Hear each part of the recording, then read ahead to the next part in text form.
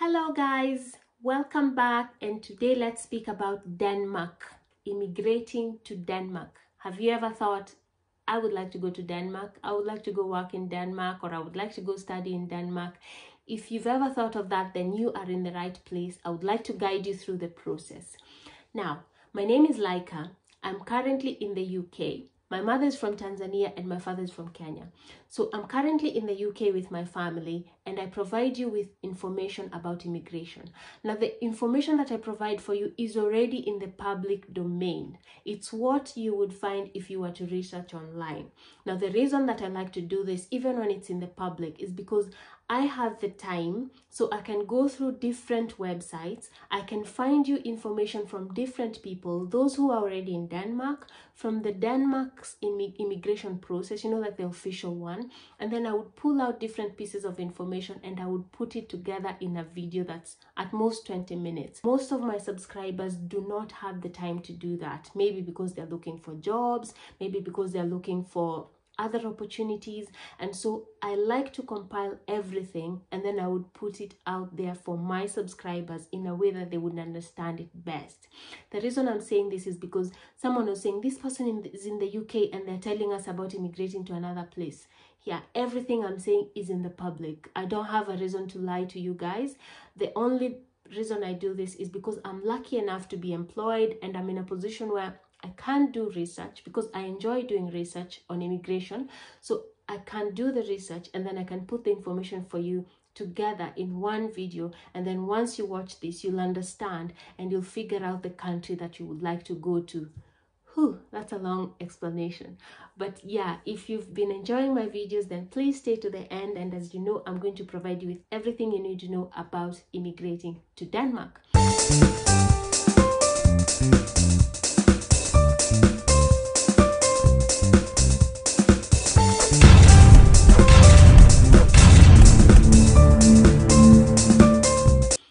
So the first thing that you need to know is you can immigrate to Denmark as a student, you can go there as a worker, or you can go there as a person who's married to a Dane. Now, people from Denmark are called Danes. You can go there under these three circumstances. There's also the fourth one where people can go as asylum seekers. I don't like to speak about this because I have not been an asylum seeker and I don't know how they go through the process, and I know it's going to be complicated because everyone's situation is different. So depending on the format that you're going to use to ask or seek asylum, then it can be granted or denied. And as I've seen currently in the UK, they're sending asylum seekers to Rwanda.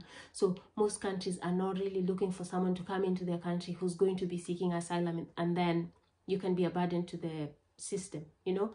It's not like Africa where everyone just goes and just lives and has fun and all that. When it comes to going to Denmark, those are the three main categories: students, workers, and then if you're married to a Dane. An interesting factor when it comes to going to Denmark is that the foreigners or the expats who've worked in Denmark have ranked it the lowest in terms of friendliness. And I don't mean that they are hostile to immigrants, it's just that they are difficult people to befriend. I've also heard of this when it comes to Germans, that just as long as you're foreign to them, they don't really have a reason to come out to you and sort of like be friendly. I like this about Scotland because Scots are super friendly, and so I really enjoy being in Scotland. But when it comes to Denmark, and if it's been your dream to go there, then remember what took you there. You're not there for friends, you're there to work, you're there to make your money and just see how the environment is. The good thing is eventually when you get used to them and you get used to the culture, then it might be easier for you to sort of integrate and live there. Always remember, if a place is not for you and you don't feel comfortable, leave and go back home. If you are legally there, you can go back home, apply to another place, and then you'll be able to immigrate again. Or you can just be a bit patient, see how things go for you, get your work experience, and then apply for jobs in another place or in another country, and then you'll be able to immigrate. If it shows that you've been working in Europe, it's easy for you to get a job in another European country. Now, I need you to be very careful, because when you are applying for a work permit to go and work in Denmark, do not use a third-party service. Do not tell someone else to apply for the visa for you. The Danish embassy only collaborates with VFS Global. This is where you would apply for your Schengen visa. You would apply for visas to go to countries like Austria, Italy, where this and that. So please remember, do not use a third party, but go to VFS Global directly, and then you'll apply from there. They'll tell you from everything that you'll need to pay for and just any other documents that you'll need. As of 1st of April 2022, the VFS Global in Nairobi has started working fully like they were before, Monday to Friday. You know, COVID sort of interrupted everything, but now as of 1st April 2022, they are working back to normal. So if you're looking to apply for a Danish work permit or any type of visa, then feel free to start applying because they are back. Now, these are the visa types that are available for someone who is looking to go to Denmark. The first one is the tourist visa. We also have the short stay visa, business or conference, cultural sports, visiting family and friends, studies or research, medical treatment, residence permits. There's also family reunifications and work permits. The residence permit for Denmark is only approved by the Danish Immigration Service, and they do it in Copenhagen. So the process can take 4 to 6 months, so it's not a short process. When you're applying, stay quiet, apply gently, do your job. If you're still working, do other things and wait for their decision. It can take 4 to 6 months. It doesn't mean it literally takes that, but that's the amount of time that it can take. You will need to go to VFS Global, download the forms, and then you will be able to apply from there. Now remember, this visa is not to be used in the whole Schengen area. It's for Denmark only. If you have a residence permit for Denmark, it does not mean that it covers the whole Schengen area. So the residence permit will be done specifically according to what you're intending to go there and do. You can intend to get a residence permit to go as an au pair, to go to study, to go work, or to go and reunite with your family. So you'll need to get your residence permit before you leave your country to go to Denmark. You'll be living with that residence permit. Now, Denmark currently has something called the pay limit scheme. This means that if you've been given a job by a Danish company with a high salary, then you can apply for a residence permit under this scheme called the pay limit scheme. You don't need a specific educational background. You do not need to have a specific professional field. For example, doctor, nurse, you don't need to have that. You just need to have been offered the job, and it should be high paying. If also you've sought asylum in Denmark and you've been offered a high-paying job, then you can still apply for your residence permit under this pay limit scheme. The process should take 3 to 4 months, and the processing fee will be 4,405 kron. Now, you're not going to apply for this unless you have been offered a high-paying job. If the company has given you a job and they want you to start immediately, then they have an option to fast track your application. So they'll apply and fast track your application, and you should be able to immigrate quickly and with ease. What I found to be interesting when it comes to the visa fee is that if you've been offered a job as a herdsman or an agricultural manager, like to manage someone's farm, you also need to apply for a visa with the fast limit scheme, and then you are going to be paying 4,405 kron, and then you can be granted a residence and a work permit. Now, the reason why it's important to become a resident before you immigrate is because when you're a resident, you are able to open a bank account. Your salary must be paid to your Danish bank account. It cannot be paid to your equity or to your African account. It has to be paid to a Danish bank account. And that's why it's important for you to be resident before you leave and go to a different country. Remember, you also have a right to go and start your business, but the amount of money that you need is going to be high, and you're going to have higher standards set up. Unless you know someone who can set up a business in Denmark, and then they can take you with them as a colleague or as whatever, then if you're looking for this, based on the reason why I started this channel, and that was to give people who do not have the money to pay agents, or they don't have the information, or they are afraid of immigrating. If you're here for that reason, then I am going to tell you for free that for you to be able to immigrate, you need to have been offered a good salary that is going to be able to cater for you when you're there, and you need to immigrate as a resident. You don't go and then start looking for work there. In fact, I don't think we're allowed. That is only for EU citizens, you know, people from UK, America, and that. If you're from Africa, they want you to have your papers right, and they want you to have been offered employment. And that's why I would like you to stay, so that I can let you know how you can apply for jobs in Denmark. Remember, when you're looking for work in Denmark, you can look for a job as a trainee. You don't have to specifically go to the highly paying qualified if you don't have the specific skills. You can also apply as a trainee. Of course, the place where you'll be able to afford might be lower than you would like, and then you might not be able to go with your family, but as a trainee, you're going to be able to gain experience, you're going to be paid, and with time, you're going to be hired in a higher position, and then you can bring in your family. Another important thing to note is that when you are granted a residence permit, it's on the basis of your employment. So for example, if you've gone there as a herdsman, if you've gone there as a cabin crew, if you've gone there, depending on the job that you've taken, that's your residence permit linked to that. So if it should change, or if you should lose your job, you're supposed to immediately inform SIRI, SIRI, and then they will tell you what to do.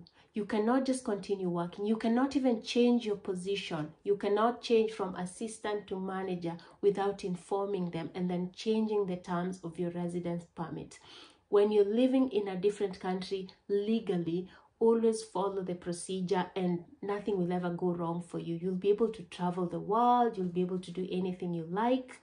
And that's the best way to live. Now, before I go very far, I have to remind you, at some point, you'll need to learn the Danish language if you would like to get the full benefits of working in Denmark.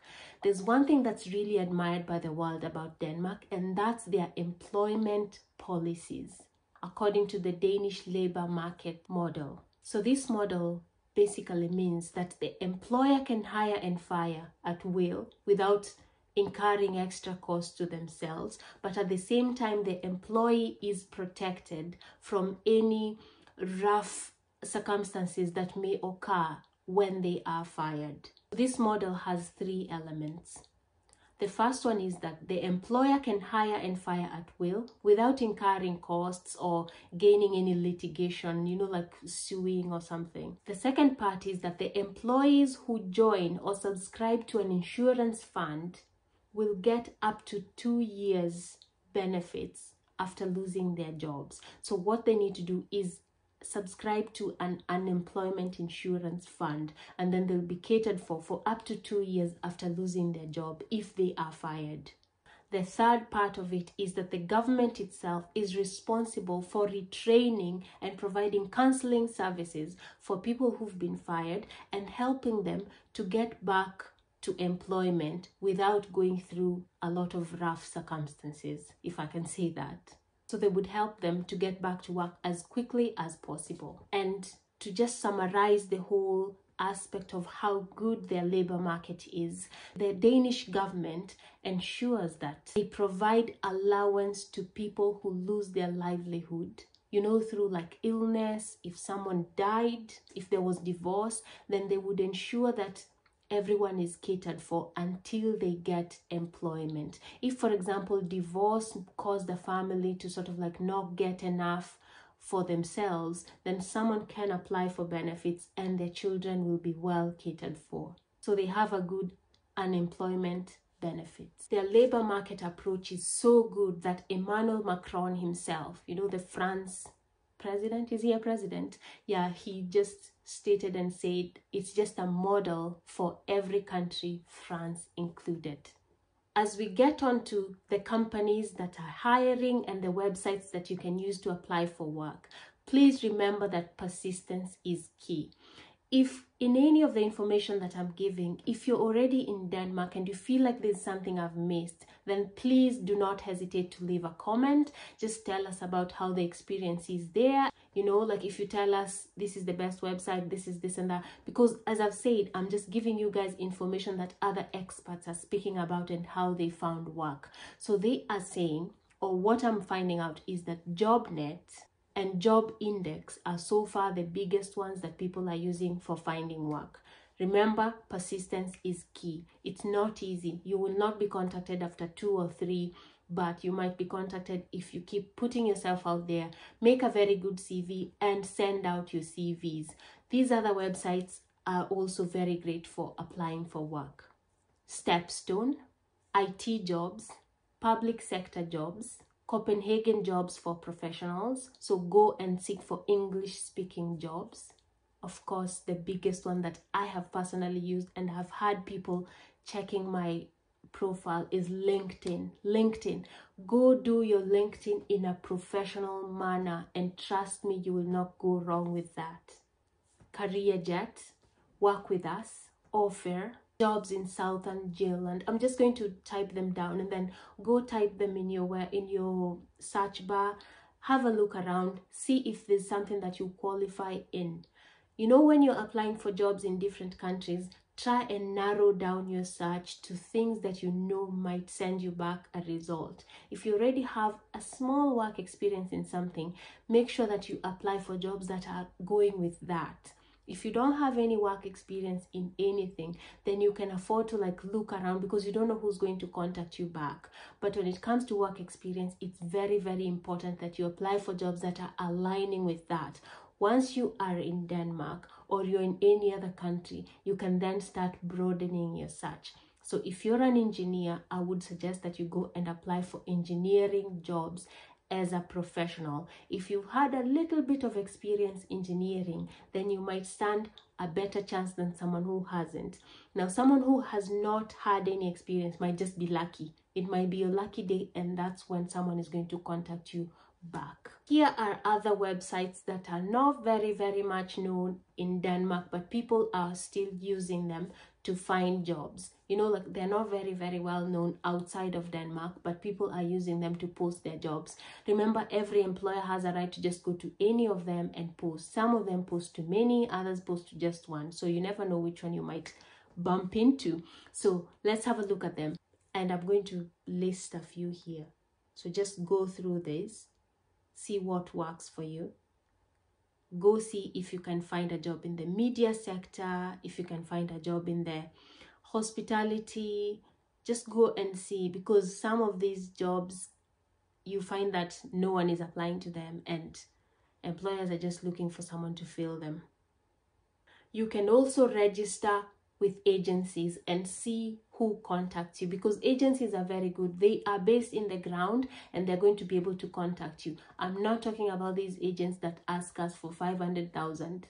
I'm talking about agencies that are actually legit and they are looking to help connect individuals with work. So go register and see who contacts you back.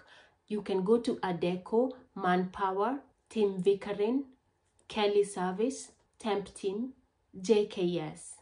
There's also Gulex, which is like the yellow pages in Denmark. If you have any problem with the text in any of these websites, then translate or use Google Translate to help you get through and maneuver. You never know, once you've applied, these people might be in need of an English speaker more than someone who knows Danish. But then once you get there, please, please, please try to learn the local language. Now, if you've been applying for jobs just since we started this, you'll notice that when you're looking for work on Indeed, for example, sometimes you're rerouted to a different website, and then you go in there and you need to register again, and then you're rerouted to another website. So when this happens, have a look at those websites, see what's posted there, give them your CV, and then see what comes back to you, because these are all websites interlinked. Sometimes some of them, because they're smaller, they like to go and then link with another bigger one, and then they'll bring you to their site, and then you'll be taken to another site. It's all like a crawling technique and backlinking and all that. Now guys, before winding up on this video, I just wanted us to quickly speak about the in-demand jobs in Denmark. Due to COVID, unfortunately, the healthcare sector has seen a huge boom in people needing more healthcare professionals in terms of doctors, nurses, clinicians, all that. So if you're looking for a job in those sectors, you might want to go and look for jobs in Denmark.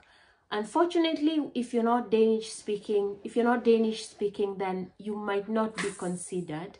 But as usual, I always say that's no reason to stop you. Just try it and see who comes back, because if you let them know that you're willing to learn the language, if you're very good at picking up languages, then I don't see a reason why you should not try it. The other professions include engineers. There's also jobs in IT, education, so all these sectors. But I have to give you both sides of the coin. Jobs are there, the labor market is very good, it has a very good policy, but they do favor Danish speakers. So if you're quick at learning languages, please go try and learn it. If you get an interview, try and impress them by speaking in their language, and then you might get something coming to you. Maybe put it in your cover letter that you're a good person when it comes to learning languages, and then they might consider you over someone else. I know this is not going to go like to millions of people unless I am very lucky today, but for the few people who see it, if you do apply and you let them know that you are willing to learn the language, and if you can actually like do your cover letter, have a few words in Danish in there, just use Google Translate, learn what dear sir or madam says, how it's written in Danish. Start small and then show initiative, and you might actually land a good job in one of the best places to work in, because I have told you about their labor policies and how good it is to actually work and live in Denmark. So that's all for today, guys. I hope you've enjoyed that. I hope you've learned something, because Lord knows I enjoy giving you this information, because I know it's going to help you and more generations to come. And it's also helping me, because if I want to go to Denmark, dude, I know a lot now. Yeah, so I'll see you guys in the next video. Thank you so much. Please subscribe, please like, share, comment. If you've shared this week, by the way, I said that I'm going to be buying lunch for a few people who are going to share my videos. If I don't choose you, please don't give up. Just keep on sharing, because eventually something will come up for you. And if our channel, it's very, very close to joining the YouTube partnership program. So when we join it, I want to start sponsoring people for their IELTS based on how much I earn, because I'm going to be very open and I'm going to show you guys how much I'm earning. I'm going to show you that I can sponsor someone with their IELTS, and then we can all be on the way to winning, because the enemy is poverty. I'll see you guys in my next video. Bye bye.